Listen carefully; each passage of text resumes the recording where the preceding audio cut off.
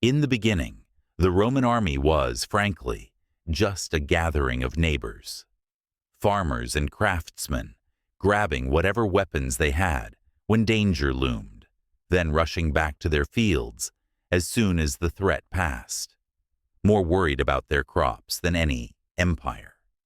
Discipline, strategy, almost non-existent. Some wielded spears, others tossed javelins, and only the richest could afford a horse.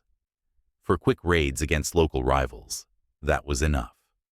But when bigger storms started brewing, this weekend militia was hopelessly outmatched. Everything changed in the mid-4th century BCE. New and powerful enemies closed in on Rome, and the city realized survival meant real soldiers, not part-timers. The old system was thrown out. Now, troops stayed under arms all year round. For the first time, they were paid for their service. For Rome, it was a revolution. For Rome's enemies, it was a warning they couldn't ignore. The secret to Rome's new army, the maniples. These were flexible fighting units that could move, pivot, and reorganize in ways no one had ever seen before. Where the Greek phalanx bogged down and shattered on rough ground, the manipular legion flowed around obstacles, always adapting. Maniples swapped in and out like chess pieces, keeping the enemy constantly guessing. Roman soldiers were no longer sorted by their weapon, but by experience.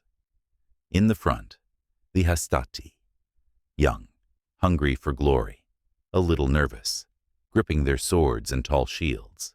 Behind them, the principes, seasoned fighters, the real backbone of the legion. And at the very rear, the triarii, grizzled veterans with long spears, thrown in only when things were desperate. It's come to the triarii, Romans would say about the most critical moments. Darting between these ranks were the velites, quick, lightly armed skirmishers. The flanks were guarded by the aristocratic cavalry, the equites. Later, allied horsemen joined in, giving the legions even more speed and punch. The legion's structure was a work of art. 10 cohorts, each divided into 3 maniples, then down into centuries and squads, each with its own commander. At the center of it all were the centurions, tough, no-nonsense leaders who enforced discipline by example, not just orders. Time and again, this organization proved its worth, whether against Latin neighbors, Greek phalanxes, or the war elephants of Carthage. But no army is perfect. Many soldiers couldn't afford full equipment, which weakened the line. The epic war with Carthage exposed another problem. Rome needed more cavalry to win the really big battles. Enter Gaius Marius, a reformer who tore up the old playbook and rebuilt the army from scratch. The maniples disappeared. Now the cohort was king. Every legionary, Roman or allied, got the same weapons and armor.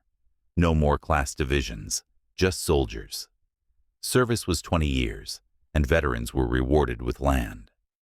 Pay was better than ever.